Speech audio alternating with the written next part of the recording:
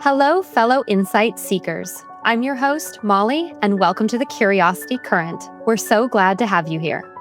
And I'm your host, Stephanie. We're here to dive into the fast-moving waters of market research, where curiosity isn't just encouraged, it's essential. Each episode, we'll explore what's shaping the world of consumer behavior, from fresh trends and new tech to the stories behind the data. From bold innovations to the human quirks that move markets, we'll explore how curiosity fuels smarter research and sharper insights. So whether you're deep into the data or just here for the fun of discovery, grab your life vest and join us as we ride the Curiosity Current. So at Indeed, you led research programs that touched really every part of the labor market ecosystem.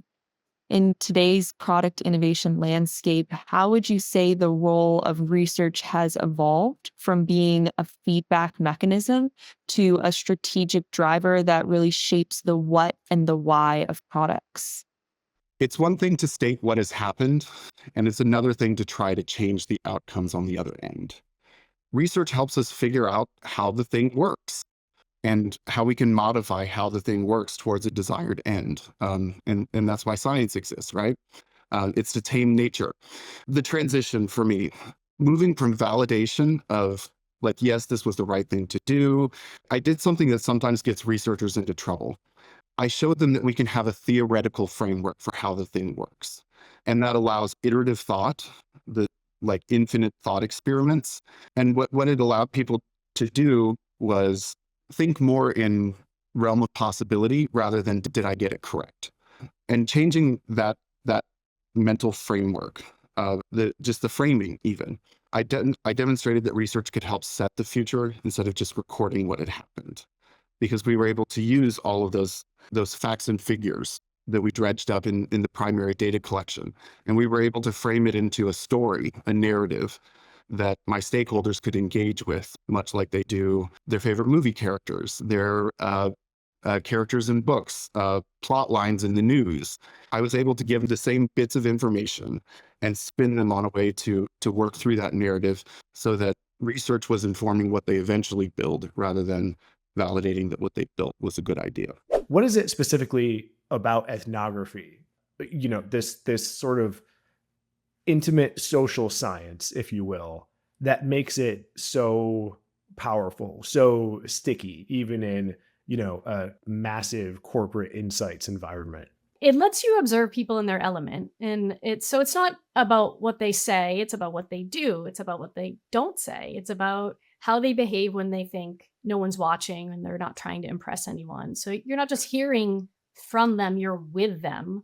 You're seeing how they lace up a pair of shoes before a run. You're seeing how they shop the shoe wall at their local run specialty store. You're seeing in real time what's annoying them, what's exciting them. And it's those small moments that I think unlock the biggest insights.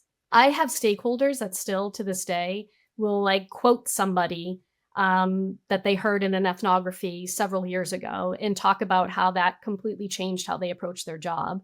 It's that kind of emotional resonance. It just doesn't come from pie charts or bar charts or focus group transcripts. It comes from shared experience. That makes a lot of sense. We're going to be talking about ethnography a lot today, but I do want to just back up for a second and give you a little bit of space to talk about where ethnography sits in your larger toolkit. Because I know at Wolverine Worldwide, you had shared, you know, you have an interesting framework for exploring insights in a more comprehensive way. So if you could just talk to us a little bit about that and where ethnography plays its particular role. I'm glad you asked this question because as much as I love ethnography, it's really only one piece of the puzzle. And so at Wolverine Worldwide, we use a framework we call Hindsight-Insight-Foresight. So think of it as kind of three overlapping lenses that, you know, when used together, give us this full 360 view of the consumer. So hindsight is all about looking back, you know, what has already happened. This is where our market intelligence team lives. They're analyzing sales data and market share shifts and competitive performance. It's foundational. It's important for us to know where we've been in order to know where we're going, right? Insight is the now. It's where we're digging into current consumer behaviors, perceptions, unmet needs, motivations, and ethnography fits squarely here. It's a tool we use to understand that human context behind the behavior that we're seeing in the numbers. And then there's foresight, which is probably the most interesting but ambiguous of the three. It's about identifying kind of signals, watching cultural shifts, anticipating future consumer behavior. It's not about predicting the future with certainty, but just it's about preparing ourselves for the possibilities that may shape the market as we look to the future. So I can give you a great example of how these have come together for us. A few years back, our hindsight data showed us that Saucony had really strong equity in trail running, higher than you'd expect based on the level of investment we were making. So that was a clue. And then we launched a global trail running ethnography, and we found that trail runners were really burned out on kind of heavy, overbuilt shoes. They were craving something that still performed, but felt like their road running shoes, something that was lighter and simpler and more versatile. And then in foresight, we were starting to see these emerging signals around life becoming more fluid and work and play and travel all blending together, and this desire for personalization and kind of multifunctionality in the products that they were buying. And so when you overlap those three, you get this really clear consumer opportunity.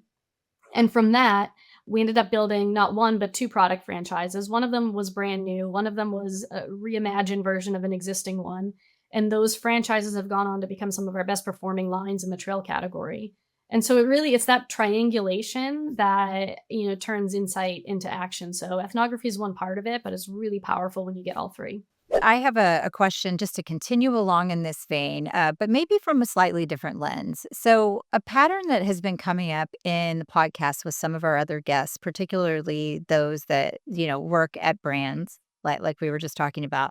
This trend is that more and more often we are seeing that consumer insights functions have a seat at the table. Researchers are expected to have a point of view and influence strategy rather than simply report the news, which is, I think, I will say when I first entered the industry, particularly on the supplier side, it could feel like that sometimes. I'm here to be a truth teller. And that's not inherently bad, but it's like, you shouldn't just be a truth teller. There's more beyond that. And it's been really interesting to hear that the expectations, even within companies, are different. We're not having to knock down those walls and invite ourselves in, but that there's more invitation from the C-suite to be part of those decisions.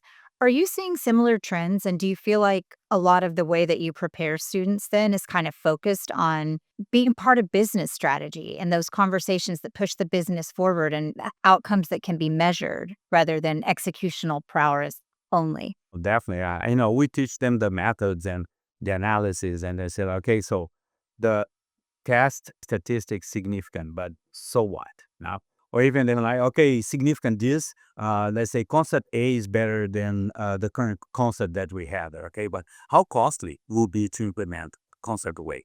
Relative, what's the marginal gain that we're going to have there? Might be statistically significant, but might not make sense from a business standpoint. So, you're probably familiar with that joke. I don't know if it goes like this. There's a guy lost on a hot air balloon, and then he's a CMO of a company, and he asked the guy on the ground, say, do you know where I am?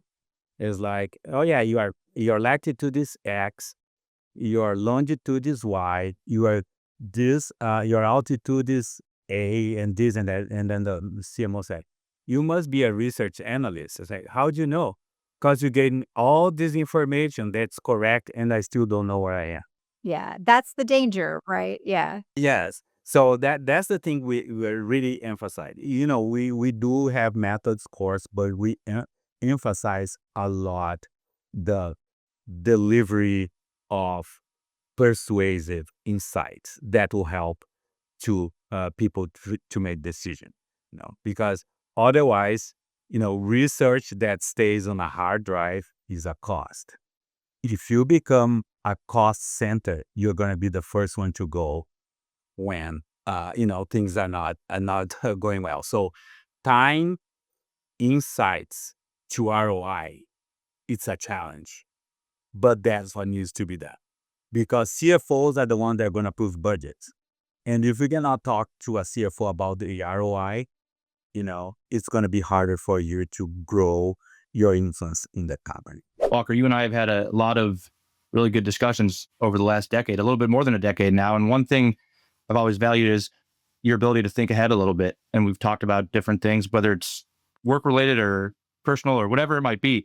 So I'm curious now, looking ahead 5 years, what trends or technology do you think will change the way brands generate and use insights? And then really, most importantly, how should researchers prepare for that? Let me answer that question in a slightly different way, as opposed to sort of predicting the future of marketing, the future of research per se. I think, oddly enough, we are about to kind of enter a golden age of analog. So I think one of the odd kind of, or ironic, I guess is a better word, consequences of this increasingly digital and AI world in which we will live is that it will lead to a resurgence of analog things in our lives. We are going to use digital to become more analog. In fact, the way that I like to put it is to say the future of digital is analog. So, we're not headed into the future so that we can live 100% digital lives.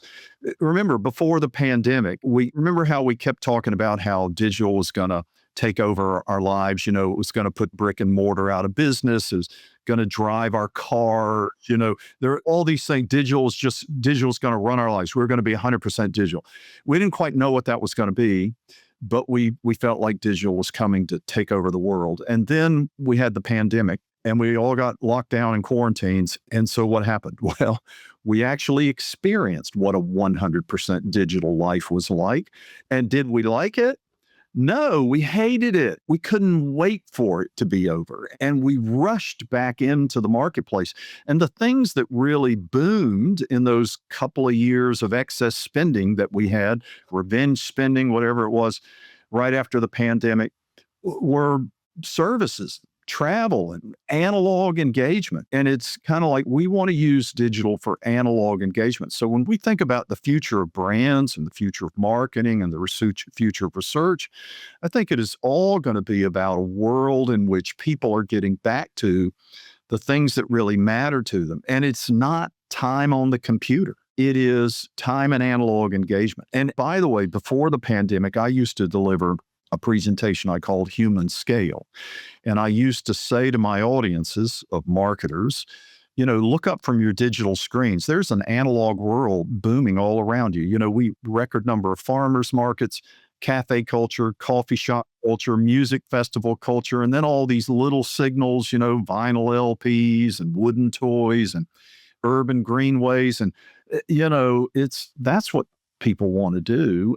And I think digital is going to unlock more opportunities to do that. So I do very strongly feel like the future of digital is analog. And I think brands have to understand that in the ways they engage with us. That's so fascinating. And I'm hoping that you'll start producing the t-shirts soon so we can buy them. That's a good idea. I like that. Getting to that, you're sort of pointing out the universality of it, but I am curious because you mentioned lightly internationally, speaking to any differences. I would love for you to unpack that if there are sort of differences. I was also wondering, this is just something I'm curious about, is I think that, we can look at different sports and identify, like, I feel like an NBA fan is so different from a hockey fan. Like, that's just like being in the stadium is a completely different experience. Nevertheless, is this just a universal across sports? It's really not. There aren't a lot of sports specific differences. So we'll talk about the international fan in a second, but to the second question, there aren't a lot of differences. And in fact, the framing, again, like that's my kind of pet peeve here, is like how we frame these different conversations leads us to getting to the right solutions, the right answers to questions. The reality is there really isn't like an NBA fan. And it's the wrong framing for how we think about fandom in this country. The reality is there are fans. There are sports fans. And there are people who are more engaged in sports, and there are people who are less engaged in sports. And the more engaged among us are the most likely to engage in every sport out there, right?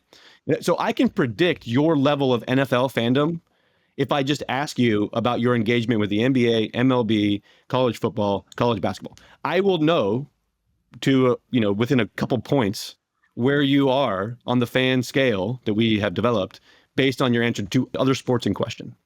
So the most likely fan of a local NFL team in each given market are the biggest fans of the local MLB team. and so on and so forth, right? So all of these things work together. So the idea that there are NFL fans, and now, do you guys know someone who doesn't really follow sports and loves tennis? Sure, like that person exists. But again, we're talking about like probabilities here. Probabilistically, the way that we view the world is through a very simple segmentation of 3 groups: high, mid, low, right? The biggest fan of every sport, World Surf League. Who are the biggest fans of the World Surf League? It's your high engaged fans, which are defined by their engagement with the NFL, MLB, NBA, so on and so forth, right? Any sport in question, the chart looks identical, and there's a stair step up the bigger the fan of the other sports, the more likely they are to be fans of F1, NASCAR, international soccer, bull riding, tennis, golf. Like, it always works the same way. And so we have this picture in our head of like the MLB fan is one thing and that's a group of people, and the NBA fan is another thing. And the reality is it's mostly just the same group of people driving the majority of engagement. And then, around the peripheries where we kind of fill in, it kind of balances out averages to look a little bit different. But that's actually not the clear picture of who's a fan today. That idea of like the differences between sports, there really aren't differences between sports, and it's really the same people that we're talking about. So then the international side, I get this question a lot too, is like this just a unique phenomenon, this idea that fans have more friends. We haven't really talked about the wellness outcomes that come from the additional socializing that fans enjoy. So not only do fans have more friends, but as a result of all the socializing that they do, they're happier, they're more satisfied in their life, they're more grateful, they're more confident, they're more optimistic, they're more likely to give to charity. Every conceivable wellness outcome that we've ever tested comes back the exact same. The bigger the fan, the more likely to enjoy that thing, to be less depressed, less lonely, et cetera, et cetera, et cetera. So we wanted to test that against the world. What we found is, in general, it works the same way. There's a relationship to your level of engagement in sports in whatever country you're in, and the amount of friends you have, and then your mental health as a result of that. So that's true. The difference, though, is we see a greater magnitude of difference between your most engaged fans in America and your least engaged fans or your non-fans in America. And really the way to think about that is we have a much more robust sporting infrastructure in this country than in other countries. So when you delve into, you think about like the rabid soccer fans in Europe, for instance, that's real. They exist. They're very engaged. That's their only sport, right? Truly. Like if you're in the UK, maybe you're a cricket fan, you watch Wimbledon, you catch a couple rugby matches, but there's really no other leagues to follow outside of the domestic competitions, soccer competitions in the UK, and then like your European Champions League, that kind of thing. Beyond that, that's sort of it. What we do here in this country is we move between seasons, and there's always something on the horizon. There's always another sport. There's always the next thing. And that just creates this cycle of connection that then benefits engaged fans in this country more than their counterparts in other countries. So at its core, fandom works the same way the world over. And truly, fandom of anything works in the same way. It's a social enterprise. But in this country, we enjoy these benefits because it's just a more robust sporting calendar, and there's more to pay attention to and more to engage with. And because the engagement leads to positive knock-on effects, we enjoy those things more. The Curiosity Current is brought to you by AYTM. To find out how AYTM helps brands connect with consumers and bring insights to life, visit AYTM.com. And to make sure you never miss an episode, subscribe to the Curiosity Current on Apple, Spotify, YouTube, or wherever you get your podcasts. Thanks for joining us, and we'll see you next time.